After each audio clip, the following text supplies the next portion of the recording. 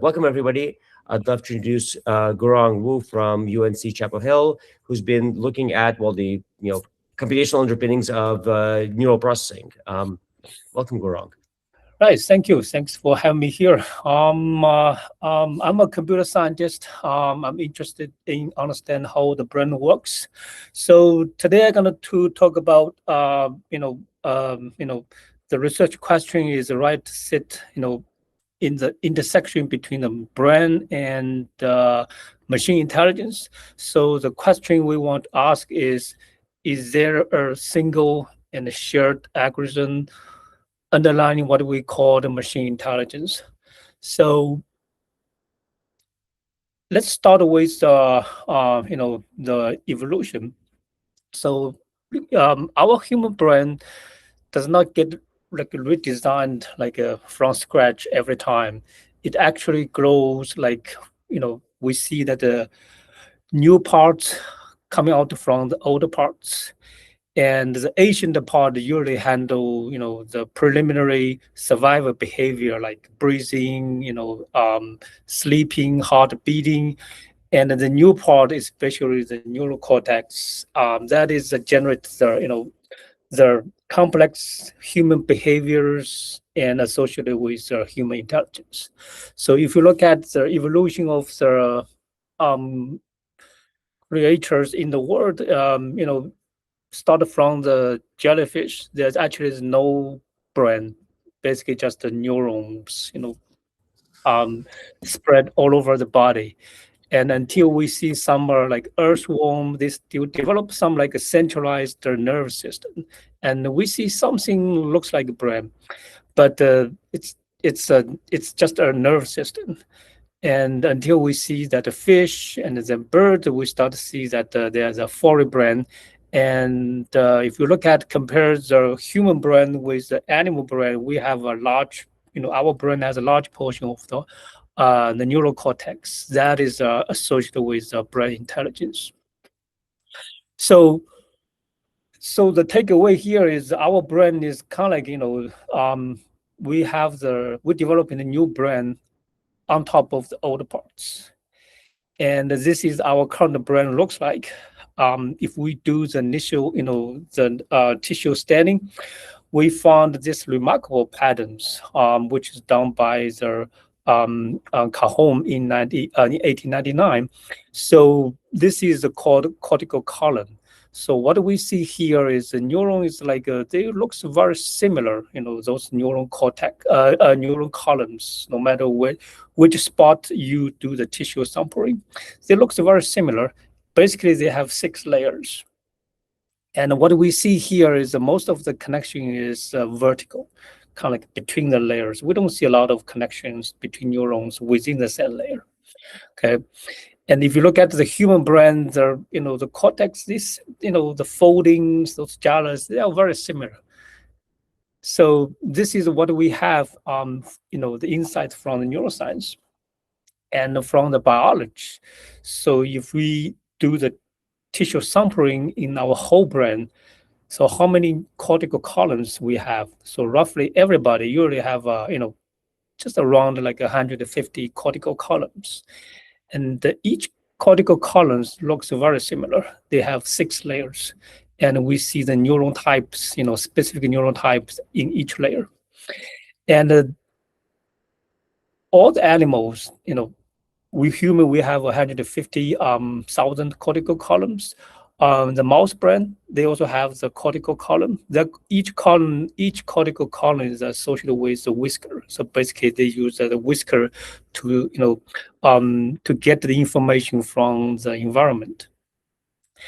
And the cat, the visual cortex in cat, they also have the cortical columns. And there are the 2 scientists I showed here. They won the Nobel Prize, and our convolutional neural network, basically we get the ideas from their findings in visual cortex. So what they are doing is they were running an experiment. They want to see how the visual cortex what's the neural activity map of the visual cortex in the cat brain when they let the when they let the cat watch watch the images. But unfortunately, they get nothing when they show the pictures to the cat, and they get nothing. There's no neural activity until the systems, there's some malfunctions, you know, occurred in the system, so the whole images disappear, but only have the dots just moving around, and then they suddenly find the neural cortex in the cat brains, is respond to this, the moving dots, and then they build the theory that in the visual cortex, basically the brain processes the visual input in a hierarchical way. So they start from some low-level features like age, corner, and then they combine the low-level features to the mid-level feature until they see the whole object. So our current convolutional neural network is working exactly that way. So we start from get the low-level features, and then all the way to the by pooling, and then we get the high-level understanding of the image or the video. Okay, and so this is so in this slide we see that the machine intelligence and the human intelligence, they are really side by side, and most of the machine learning work is to get the inspiration from the human brain. And now here we want to look at the the evolution theory. So in the this is the Darwin theory. So he found that why we see so many diversities in our life, that's because of the evolutional algorithm. And he knows there's a single algorithm explain the diversity, but he does not, at that time he does not know, he did not know where did this algorithm happen until we found the DNA, and we know that that evolutional algorithm has happened on the helix because of this DNA that that makes why we see so many diversities in the life. And I come across a book from this great neuroscientist, Dr. Montecarlo, and his theory. So I'm building my theory on top of his findings. So the takeaway from his book is it has three folds. First is I already talked about the brain actually is developing the new parts on top of the older parts. And the second findings in his theory is the neural cortex, the human brain, the cortex, they works on the same principle. So basically, if we think, no matter what kind of intelligence to the sensing language or vision input, they look same. Like the slides I showed in the previously, the cortical columns, they look same, 6 layers, and vertical columns. Vertical connections. And the reason why we see they have different function is not because they looks different or they have different algorithm. It's because they they are connecting to the different regions. So let's say I can give you an example, like like blind people. They don't have any visual input. So technically, they're the cortical column in the visual cortex is not working. But we found some people, they would develop the cortical columns in the visual cortex, they would develop other functions like sensorimotor sensing. So basically, even the same cortical column they located at the the visual cortex, they might develop some other functions. It's really depends on how they are connected and where they are connected. So we put together. So the question we want to ask is, what is the basic algorithms for intelligence. So compared with the evolutionary theory, we see a lot of diversities, different shape of the species creatures, but they share this a common a basic algorithm which is DNA. And here for the machine intelligence, we are excuse me. So we are asking the same question. So first of all, what is the basic algorithm for intelligence? And sorry. And the second question is, where does this algorithm live? So based on the findings from Dr. Montecarlo, we know where the basic algorithm for intelligence happened at cortical columns. We see that the cortical columns, we see that the layers. So we know where it happens, but we don't know what is the algorithm. We don't know what is the dynamic, what is the governing law from this, within these cortical columns. So, so, so to put together, so I'm developing a theory for the sensorimotor learning. So the central idea of this theory is the learning is through movement. So I can give you some empirical evidence to support my argument. So if we look at the picture in the left, so basically, human eyes, our human brain will process this, this figure. Okay, this is a human face. Although each part, eye, nose, mouth is made by flowers. Okay, so why we get this understanding is because when our human eyes, we're going to move 3 times every second. Every second we're going to scan this, scan this figure. We're going to first look at the mouth, and then look at the eyes, and then look at the nose, and put together we have the understanding. Okay, this is a human face, not the combination of the flowers and the leaves. So that is kind of like a learning. When we process this information, we we're gonna have we have a reference. Okay, we will stay on the mic on the nose, and we do the prediction, and then we move to the eyes, and then we move to the mouth. And put together, we have the understanding of the context.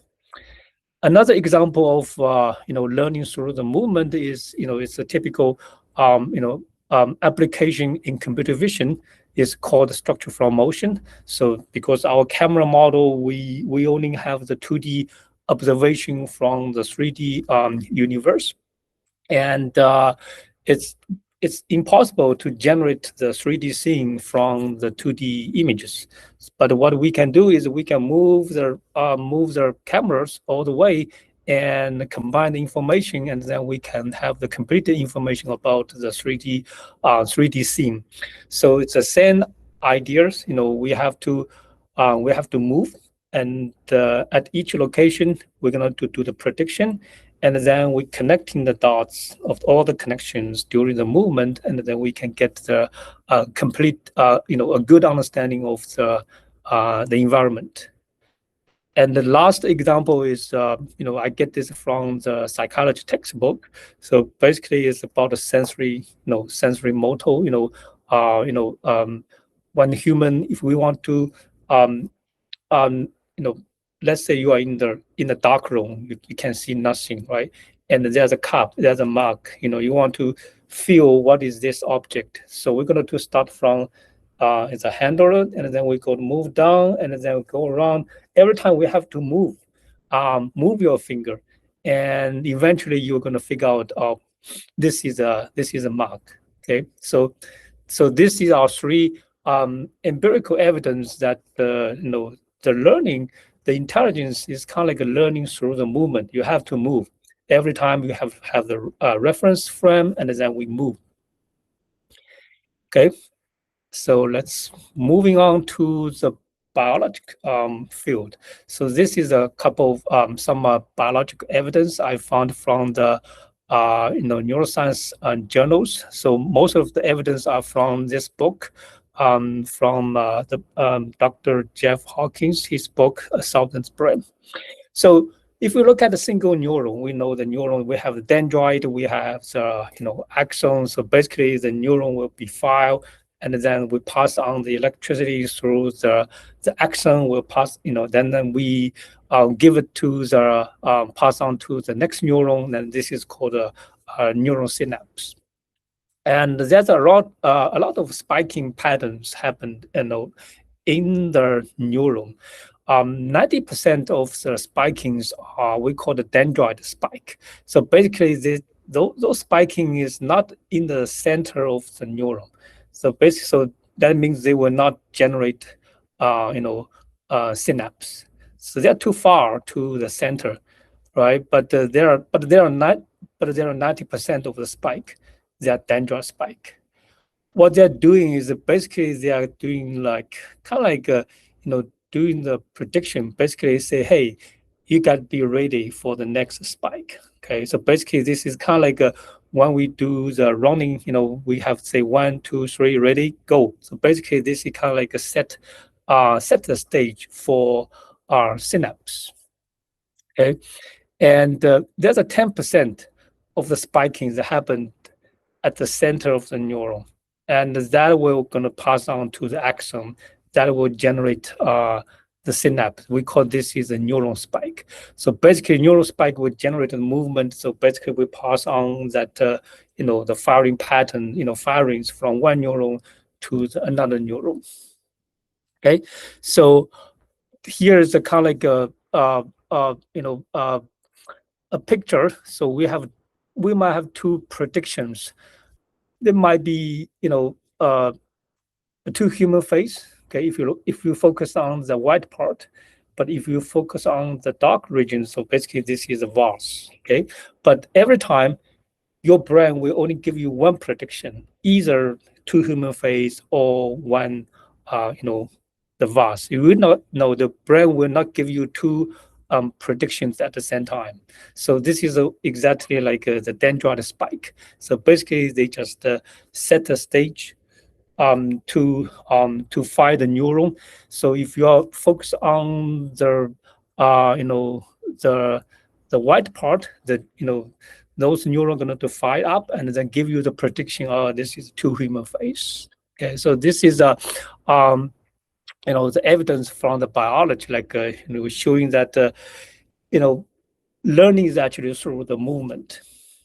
So putting together, so our brain kind of like when we get the sensory data from our environment, so basically our brain process the information. We start from some reference frame, okay, and then we're going to predict the reference frame, and then we're going to move on to the next location. And when we do the prediction again, if we do it over and over again, and we're going to have a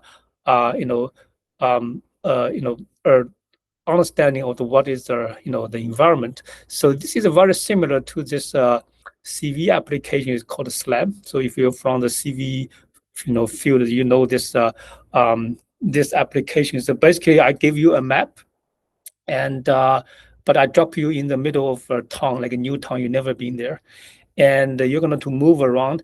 At each location, you're going to take a picture, and then you match the match the buildings or any landmarks with your map, and then you move on to the next location, and then while you're moving, if you're moving enough, you can generate a map in your brain, when you are in the new town.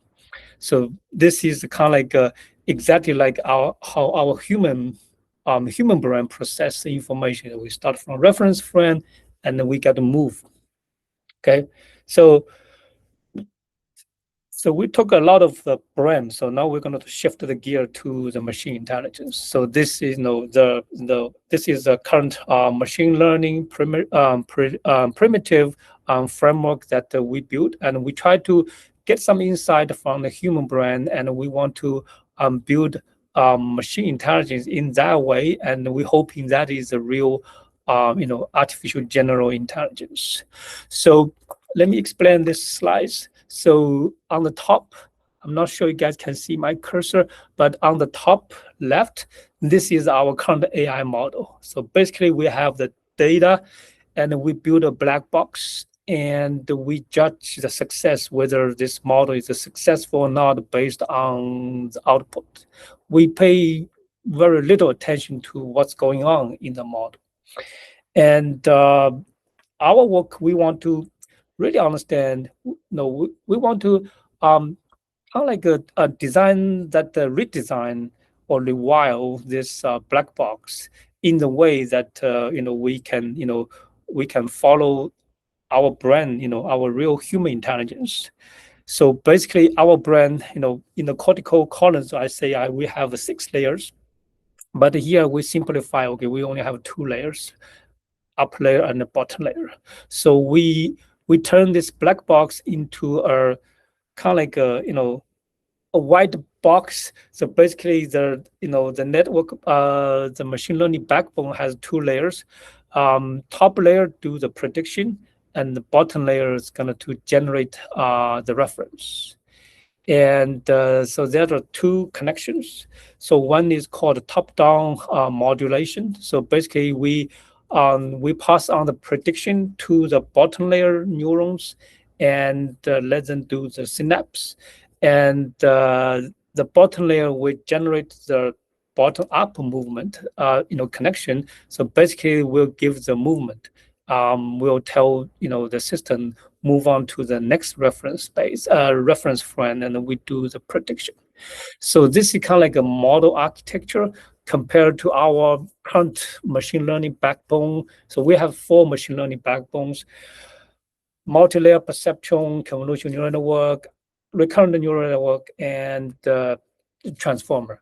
So all our current network, we only have like a forward connection, right? So we don't have the connection within the layer. The connection is only from the previous layer to the next layer. All right, but here the new model architecture is we have 2 layers, and but we allow top down connection and the bottom up connection. So this is exactly our human brain, how our human brain works. And this is kind of like a structure, like a model structure, and this is how we wire the neurons, and we can develop the model architecture. Okay, we have 2 layers. Each layer has the neurons and in the bottom, and social neurons on the top. So the bottom layers can be the spiking neuron, it's just a spike. And the top layers basically do the modulation, kind of like a gating neurons, we call it. All right. But this is the architecture, right? This is a static, right? But how can make this architecture to generate the function and emerge the intelligence? What we are missing here is a learning algorithm. So what is the governing law for this dynamic systems? So we kind of like bridge the biology, neuroscience, and the genetics findings with with math, with cognitive neuroscience, and the stepping stone between these 2 domains is mathematics. Okay, and we're hoping we can come up with a mathematics framework that we can inject to the machine learning, and we can develop a new machine learning backbone that can really generate the intelligence. So what is the learning algorithm? So here I'm going to tell you the story that we start study brain since I established this lab 15 years ago. So my lab is mainly study human brain using functional functional MR, EEG, and one of the line of our research is to find the biomarkers for disease diagnose, to predict the seizure of in epilepsy study. So here's a brief introduction about the brain if you are not familiar with neuroscience. So in human brain, we have a lot of neurons. Okay, each neuron is going to vibrate at some frequency, and if there's a population of a neuron, they vibrate together, we're going to see they're going to oscillate up and down, and eventually they were going to generate that functional fluctuations. Like in fMR, we see that signal is up and down. And the brain, if you using EEG and we do the signal decomposition in the frequency band, we're going to find some interesting patterns we call the brain rhythm. So we have the delta wave, alpha wave, theta wave. So basically, the brain is kind of like have the rhythm, okay? And now we have the functional fMR. If you look at the figures here, so this is we can observe the functional fluctuations for this region I and another functional fluctuations for the region J. And one of the research field is we study functional connectivity. So the idea is if we found that the two functional fluctuations they synchronize all the time, that means these two regions they are working together to complete some for some complex task. So our brain is connected, okay? But there's two kinds of connection in our human brain. One is we call the structural connectivity. So this is physically, the neuron fibers. We can use the diffusion weighted image. We can measure the fibers, neural fibers connecting two brain regions. This is a static. And using the fMR, we can see that the functional fluctuations. So it's a kind of like a dynamic system. It's like, we all connected by a highway, like a highway. Here is a highway I-40. The highway is static. Every day, every year, the highway is not changing. Okay, but the traffic pattern, the rush hour in the morning, rush hour, in the evening, these are dynamic patterns. They are changing. So brain is a dynamic system, and so the question is how the structure support the brain function, and that generates the dynamics that eventually linked to the behavior and the cognition. So we want to study that the coupling patterns, like how the structure and the functional couple, and eventually we want to understand is there a computational model can replicate this, can generate these functional fluctuations. So we came to a physics equation we call the Guorong model. So this is kind of like a fireflies, and they're gonna the fire. And if we zoom out, and this is kind of like how they fly together, fire together, and they generate those remarkable synchronization patterns. Okay, this is called like someone they just started clapping hands, and everyone going to follow, and eventually we see some rhythms. So we want to use this dynamic model to catalyze the structural functional coupling, and eventually the goal is to train the model can replicate the functional fluctuations. So the input to our computational model is structural connectivity, which gives us the topology, and we have the dynamic observations on top of each node, and we just give this to the Guorong model, and we want to let the model train the model and let the model to predict the future functional fluctuations. And we found this model is quite. Is that question? Yeah, so this seems like an important point to clarify. Right. So you use the real connectivity from specifically cortex or whole brains, and pass them through this particular synchronization-based model? Yes, exactly. And And then how do you capture the notion of synchronization? Because you're describing a neural model, which I'm thinking gradients and linear and nonlinear layers, oh yeah, but like spiking is not a differentiable function. So how did you approximate that? oh yeah. So we first we need to get the phase information. So basically, we know their vibrate, they generate the signal, and we get that phase. And that synchronization model is the model the phase synchronization.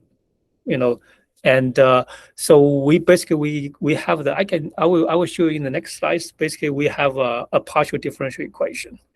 And let me see if I Hmm. can. Oh, Yeah, not please. Yeah. yeah, yeah. So we have the a partial differential equation, and there's some parameters we need to we need to determine through the data. First one is the natural frequency, and the second is coupling strength. How how much strength between the two vibrations, and and this is two key parameters. Once we fix find out this parameters, then we can replicate these functional fluctuations. I will get there in a minute. Yeah, that helps. Thank you. Yeah. So this is we found we can use that synchronization model to model the dynamic system. It's kind of very useful. And meanwhile, another research line in my lab is we study graph neural network. So basically, this is a typical setup for the graph neural network. Basically, we have the nodes, and we know how these nodes are connected. And on top of each node, we have the feature representation vectors. And so basically, we want to learn what is the best feature representation for the whole graph. And one of the methods is graph convolution network. So basically, we just decompose that features using the graph Fourier transform. But we're going to play around on this on eigenvectors. So for the we can choose to enhance the specific frequency, like we can suppress the low frequency signal, or we can do the highlight the signals in a specific frequency. Everything can be learned here. And so if we study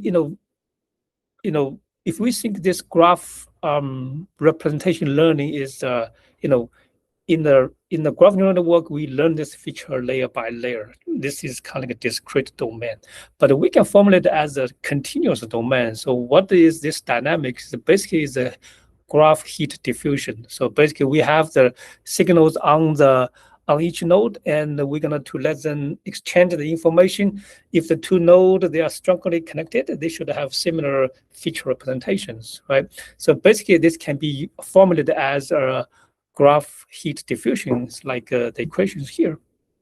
And we just want, hey, what if we just replace that graph heat dynamics with this synchronization model? So basically, we are not learning the graph feature representation through information exchanging. We are trying to ask ask them to synchronize together if they are strongly coupled. So that comes so this is a Kudo model. So basically, theta is a phase, okay, and this is natural frequency. So what is the phase? Basically, you can see everyone is running on this circle, and there's some faster runner, and there's some slow runner, but the faster runner cannot pass the slow runner. So eventually, if we let this system running for a long time, eventually everyone will be synchronized. So in this partial differential equation, this K is the coupling strength between two oscillators I and J, and this is their their phase information. And if we let the system evolve over the time, and what we are this is a free energy. Basically, what we are doing is first we're going to minimize this term. So basically, this term will be minimized when their phase information becomes identical. Okay, And we add another turn here. So this is the extra turn we add for, to work with the machine learning. So eventually we have the downstream task and we know what we want, right? We know this is kind of, we call it control pattern. So this is a control pattern is determined by the downstream task. And then we know this is our target. So put together, these two turns tell us that we want the oscillators, they synchronize enough, but they have to stop, when they are close to my desired control pattern. If we let this system keep running forever, eventually we get identical, identical feature representations. So this is like example, like we get the ideas of dynamics. What is the efficient dynamic dynamic systems from the human brain, which we are using the Guorong model. And if we agree all the object in the universe is a dynamic system, so we apply this computational model from human brain to the machine learning, which is here is a graph neural network, and we found we get a much better performance than the current graph neural networks. So here, the figure A shows this we call our brain as a our graph neural network holobrain, and this is existing state-of-art graph convolutional network, and we train the model to predict the brain activities, and we get the best performance. And since this is kind of like a physics-informed neural network, we start from a physics law, a governing law in a PDE, and we build our machine learning models with this principle. So we have a good interpretations. What is what is the function of each node, and from this PDE we can calculate the synchronization level, and we applied it to the disease, and we found the reason for some neurodegenerative disease like Alzheimer's disease, Parkinson's disease, and from temporal lobe is because some region, their synchronization level is significantly lower than the healthy control. And this is the interpolation from this computational model. And this is kind of like aligned with the clinical findings for neurodegenerative disease. And the table, yeah. So I'm trying to understand kind of the core detail here, because like the sign and phases seem to be an important component. Yep. But I'm trying to understand. I mean, ultimately, it's the phase of your sign that is every node has one number. Yeah. And so the naive way of saying what you're describing is, if you ignore the sign, just say it's one number. It's the distance between the two numbers, and you want to make sure all numbers in your network are equal. And it sounds like you have graph neural networks. So you have some kind of nonlinear layer of some function between the two. I didn't quite get what that is, because you have this d theta, but I think you have one more function that uses it. Yep. But it's trying to understand what's the importance of signs versus just two numbers, absolute difference between them as opposed to a different sign, process, distance. Like, what do the signs do for you? Is that your nonlinear layer like a sigmoid, or is it a different role? Yeah, kind of like a sign. I think the role of the sign function is basically provide a nonlinear, the nonlinearity, and we want to enforce synchronization in a nonlinear way, and that can handle the dynamics, because most of the dynamic system is nonlinear. Right. So then why psi? Why not sigmoid? And why do you want them to be in phase? Is it like an L1 regularization where you want the fewest number of parameters and everything else goes to zero? Is that is it a regularization term? No, I think the reason, I agree with you. This sign can be replaced with any nonlinear functions. The reason we interested in using, we use these signs because we have the closed form solution if we use this function. Of course, I agree. If we use other, nonlinear functions, they probably work the same way, like this sign.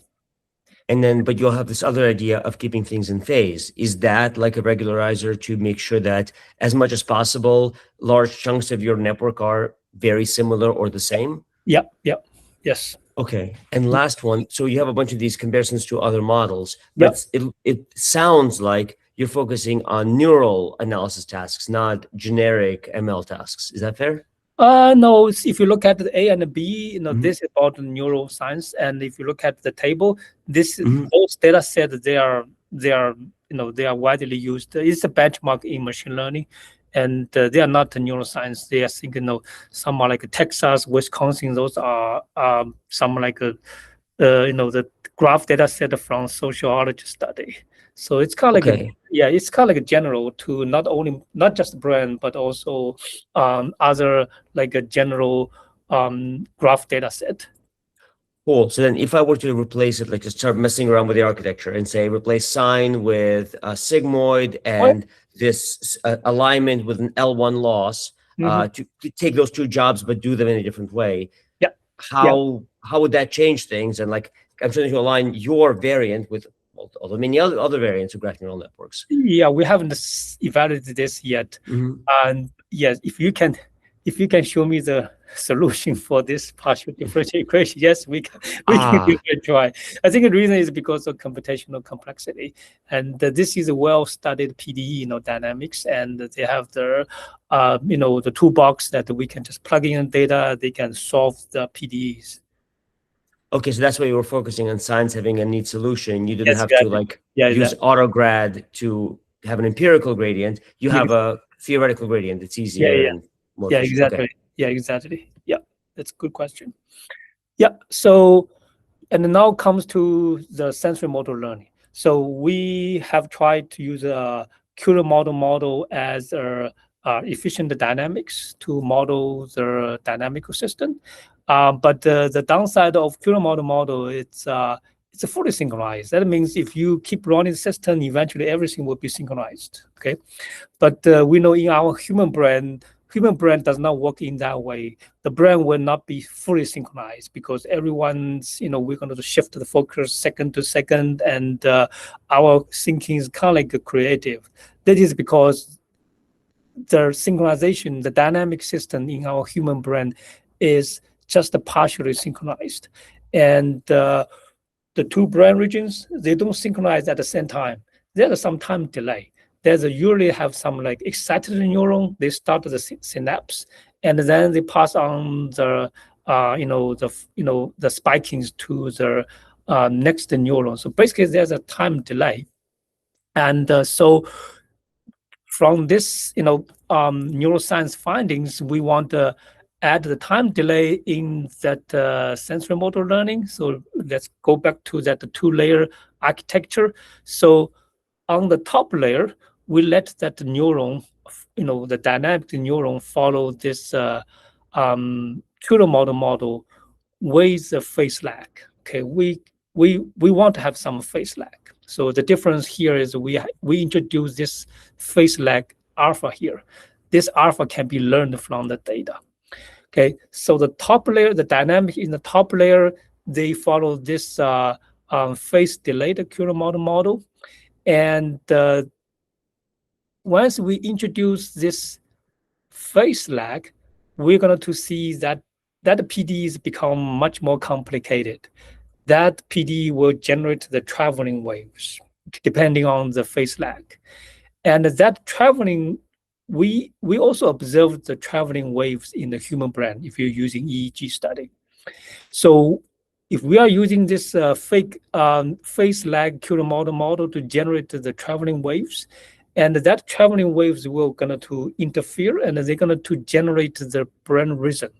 Okay, and that rhythm will pass on to the bottom layer neuron, which is we are using the spiking neural network to model the spikings. So the equations, the dynamics for that spiking neuron is shown here. Basically, is a leaky, the leaky spiking neuron. So basically, we have the voltage they're going to accumulate over the time, and once reach above the threshold, they're going to fire, and then they're going to go down to hibernate and collect the electric again.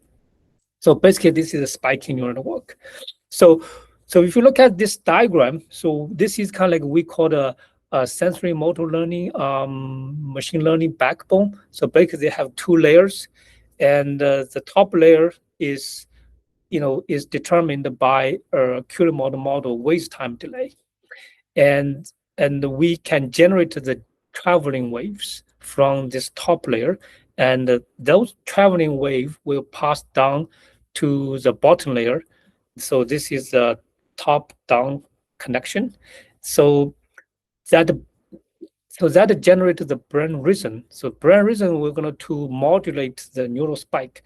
Previously, neural spike just random, like independent. But now we say, hey, since we have a reason, so they probably will group together and then fight together, and another group maybe just take a rest, and next time another group will come up, and since we are using the spiking neural network, so we can measure the spiking rate over the time, and that firing patterns give us the idea of reference. Okay, they were going to generate the phase lag, and that phase lag will pass up through the bottom up connection, give back feedback to that Kuehne model, and then the model we're going to generate the new traveling waves given the the new phase lag. So basically, this kind of like become a closed system. So we have two layers, top down and bottom up.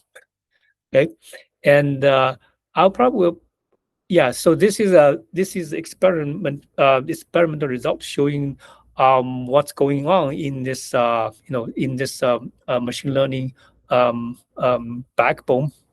So this is called a binding problem in neuroscience. So basically, the question is: I give you an image showing this in the left. I give you two boxes, and we want to understand their spatial context.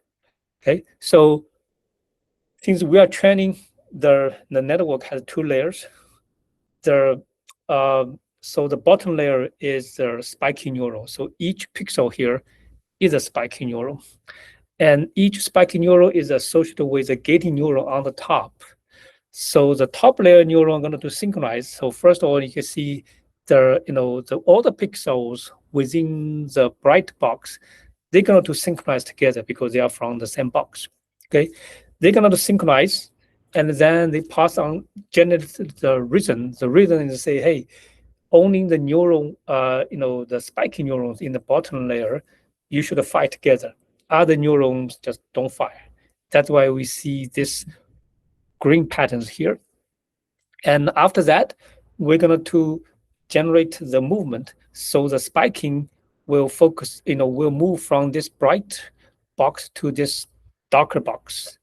And then, we generate the movement, and then we pass on the phase lag to the top layer. So given the new phase lag, they're owning the pixels within this purple box. We're going to synchronize and generate the reasons down to the spiking neuron in the bottom layer, and those layers we're going to fire together. You see, that's why you see this red patterns. Okay, so this is called like binding patterns. From this binding patterns, we have the idea, that okay, the input image, the input stimulus has two objects, and their relationship is one is at 10 o'clock, another is at 5 o'clock. Okay, and here the another example is like we have two object. One is within the it's kind of like a nested context, and we also can get this binding patterns by watching that spiking, the firing patterns. All right, so this is kind of like the understanding we get from the design. So we design the model like has a top-down layer, and we design the model should need a predict reference and then move and then predict reference again, and then generate these binding patterns.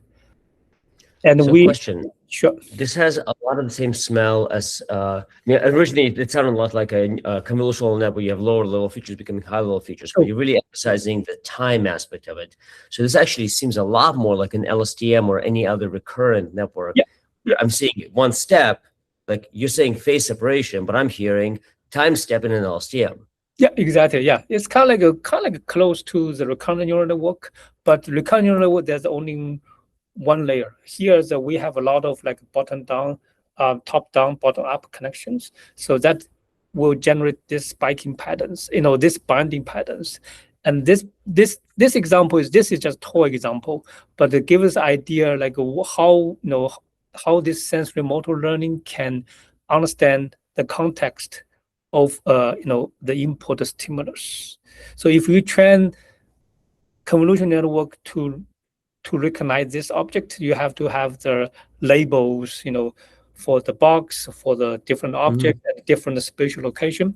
But here we're not doing any training. There's no label, so we just give it to the that sensory. We call the sensory motor learning sensory motor learning backbone, like a sensory motor learning model, and the model we're going to generate this binding patterns because we have the spiking neuron in the bottom, and we have the top layer to control how they firing together, and we from this patterns we're going to figure out the context of the visual input.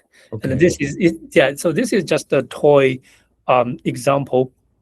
But ultimately, it sounds like a convolutional pattern when you have a high-level analysis, lower-level analysis, and you have Sure. multiple of these at different time lags. Yes. Which is, yes, so it does seem like an LSTM of a very fat model. So it's not multi-layer LSTM. It's an LSTM that's of a model that's actually deep. True. And now you have at least a two-layer model in your example. Yeah. And now you're looking at time lags between them. So it's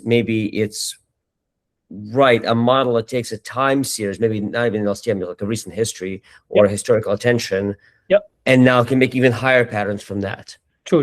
Yeah. Family, okay. Yeah. So we get this idea is like from the human brain. I talk about old brain, new brain, on two layers. Cortical column, and then learning from movement. So basically, we put everything together, and then we can we build this machine learning model, which is kind of like looks similar to our human brain, and we're hoping if we design the model that way, that probably is maybe we can generate some artificial general intelligence. This is one example showing that the model can generate those binding patterns to understand the incoming stimulus. Okay, so then, and when you have like this family of models, which is like at a high level has analogies to the ones that are made without human brain as a prior. Yeah. I guess what major differences do you see? Like one obvious thing I noticed earlier was the use of sines as opposed to sigmoids, but that's kind of a lower internal thing. But at a higher level, I do see a lot of rhyming with non-brain inspired ideas. So then, which bits are different because you had this insight? So I would say what make our model different to the current model is design principle. We design the model by following our current understanding of the human brain, from structure and function, right? We know the structure is kind of like two layer. So this is different to the current machine learning backbone. We have two layers, and also the function. So function is like we get dynamics. We get a governing law. So the governing law we are using is phase synchronization, and we are using Kuehler model, and we are using Kuehler model with time delay. And we're hoping that because that model can generate the traveling waves, and this is we have observed the traveling waves in the human brain, and our current understanding is, human brain is also will generate this traveling wave. They're going to bind, and they're going to generate the cognitions, perceptions, and then intelligence. So this is just the beginning. This is like a very primary work, and we are showing you the. This is just a toy example, but I want to show you this is kind of like one of the application that the currently we are working on. So basically, this is a EEG study. We put the electrodes and we collect their neural physiological signal, and we want to use that model. Okay, we build that model from our based on our current understanding of the human brain, and we want to use this model to model the to predict the EEG signal. And currently we have a lot of methods, basically like using LSTM or use RNN to model. It's kind of like a time series, machine learning for the time series data. And here we are using a 2-layer model, and we have the spiking neural network at the bottom and the Curve model running on the top. And so this is the result we have. So first, let's look at the A, and this is our model. We call the vibe spike. So we get a pretty much good prediction performance on this EEG benchmark. And so let's look at C. So C is like the X, the horizontal line is the number of parameters, and the Y is the model performance. And our model is right here. So basically we use a modest number of parameters. We can get the best performance. And another thing I want to highlight is, since we are using a spiking neural network, so this has a high potential to apply it to the portable device. A lot of if you train your network on using the LSTM, it's not energy preserving. Sometimes it's very difficult to deploy this model to your phone, to your goggle. But the spiking neural network is kind of like very energy preserving, and every time neuron just spike and then does not need energy at all.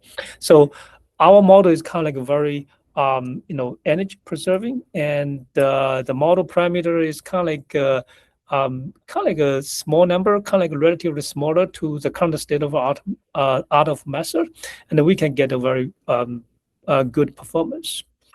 And this is kind of like showing that this model design, because we are inspired by the brand, and we can get some kind of like benefits from this model design. And also here is showing the prediction accuracy. And since our model has some principle and we're supposed to have a better model explainability, and here we apply this data set to the epilepsy data. So this is kind of like our model can predict the abnormal spikings in the seizure, and we can locate the abnormal spikings. And here the location is quite aligned with neuroscience. So here, the top figure in the top line showing the normal subject, and the bottom the bottom line row shows the epilepsy subject when they have developed in the seizure. So usually seizures happen in the frontal lobe and the frontal lobe, which is here. And we can identify the reason for the spiking is because reason for the seizure is some region they have a very strong spike at this time.